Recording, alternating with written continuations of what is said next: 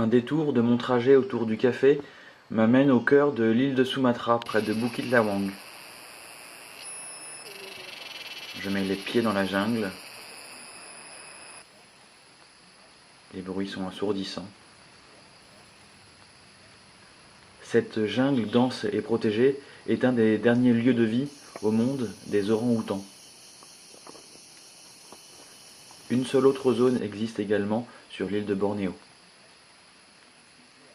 Le grand primate roux est classé CR par les organisations de préservation des animaux. C'est le dernier niveau avant l'extinction complète de l'espèce.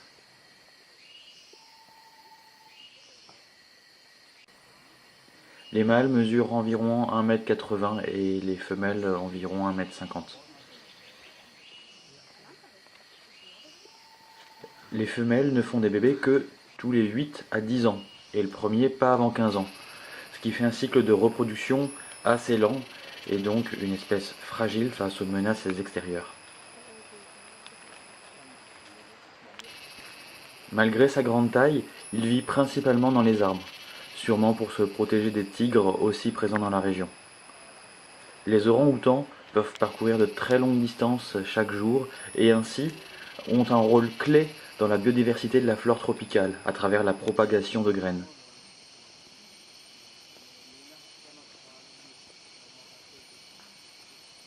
Mais ces dernières années ont failli voir cette espèce disparaître.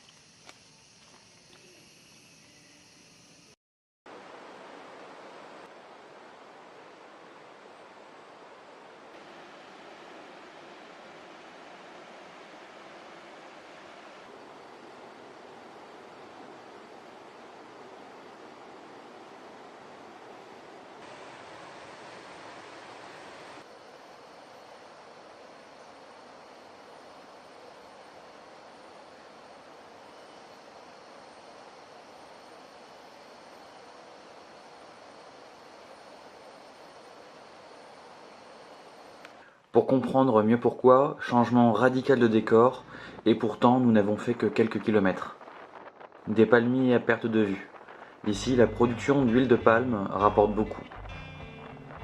Le paysage s'est complètement transformé au cours des 30 dernières années. Ici vivaient avant des orang-outans, mais la déforestation de la jungle a amené à la disparition de nombreux singes. La jungle et sa biodiversité ont été remplacées par de nouvelles villes, des fermes de production d'huile de palme, des voitures, etc. Une activité humaine moderne prenant le pas sur la nature. Il faut savoir qu'une simple route au cœur de la jungle bouscule les repères des orang-outans. Mais là, ce sont des milliers d'hectares qui ont été pris sur la forêt. En discutant sur place, le sujet n'est pas aussi simple. On me dit aussi qu'il faut bien vivre, qu'il faut bien manger, qu'il faut bien gagner de l'argent. L'équilibre est dur à trouver. Le gouvernement indonésien, avec l'aide d'ONG, a depuis plusieurs années mis en place des zones protégées. Mais est-ce vraiment suffisant ? D'autres questions se soulèvent. Qui est vraiment responsable ? Ceux qui produisent de l'huile de palme ? Ceux qui l'achètent ? Ceux qui la consomment ? D'autres personnes encore ? Peut-être aussi que certains se fichent bien de ces réponses. Leur préoccupation est ailleurs.